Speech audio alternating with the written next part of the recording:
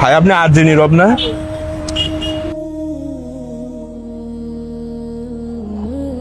দর্শক বন্ধুরা, কে জানতো একটি নাচি তার জীবনে এইভাবে সর্বনাশ ডেকে নিয়ে আসতে পারে।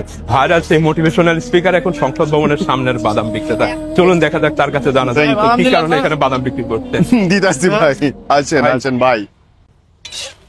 ভাই ভাইয়া ভাইয়া ভাইয়া ভাইয়া ভাইয়া সেই ভাইরাল মোটিভেশনাল স্পিকার না যে সারাদিন বউ নিয়ে করতেন? ছিলাম ভাই, কিন্তু আপনি এখানে বাদাম বিক্রি কেন করছেন? আমার বউ মানে ঘর থেকে বাইক করে দিছে ভাই। ভাই এই শুধুমাত্র নাচের জন্য?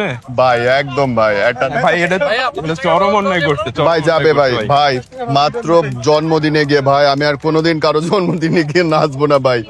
জন্মদিনে নাচা পাপ ভাই। আমারে বাড়ি থেকে বাইর করে দিয়েছে নাচার কারণে ভাই।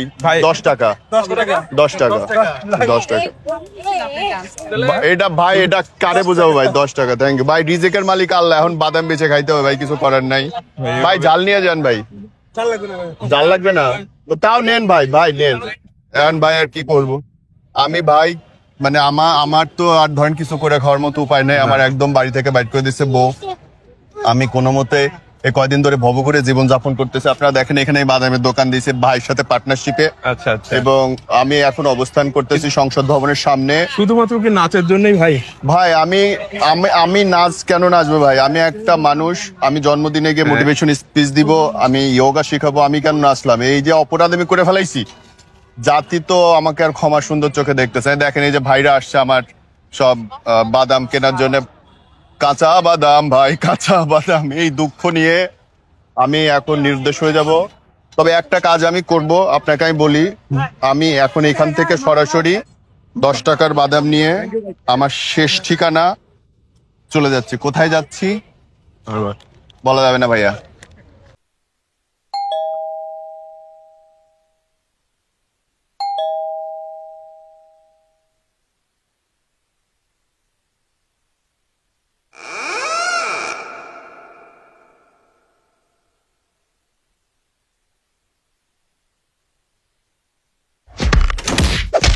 প্রিয় দর্শক বন্ধুরা, আমরা এই মুহূর্তে চলে এসেছি আরজে নীরবের বাসায়।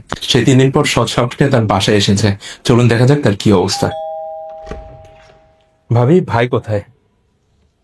আসো,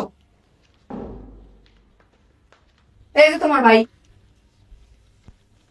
ভাবি ভাইয়ের এই অবস্থা কেন? তুমি দেখছো সে কি করছে? কি করছে? পরিমণির জন্মদিনে দাওয়াত দিছে সবাইকে। আমার অফিসে কাজ ছিল, আমি যাইতে পারি নাই। তাকে বলছি গিয়ে আমার তরফ থেকে যেন উইশ করে। সে কি পরিমণিকে উইশটা করছিল আমার তরফ থেকে? ভাই নাই, এটা তো অন্যায় করছে ভাই। তাইলে নাচ? ওর নাচ তো খুবই খারাপ। তুমি ওর সিনেমা দেখছো? ওর সিনেমার গানগুলায় দেখছো তুমি মেয়েটা কি সুন্দর করে নাচতেছে, আর ও বান্দরের মতো লাফাইতেছে। আমি কতবার করে বলছি নাচতে যদি ইচ্ছাই করে তাহলে বাসায় টিচার ডাকেন, ভালো করে নাচটা শিখেন। আর তুই নাচতে পারিস না, তুই নাচতে গেলি কেন?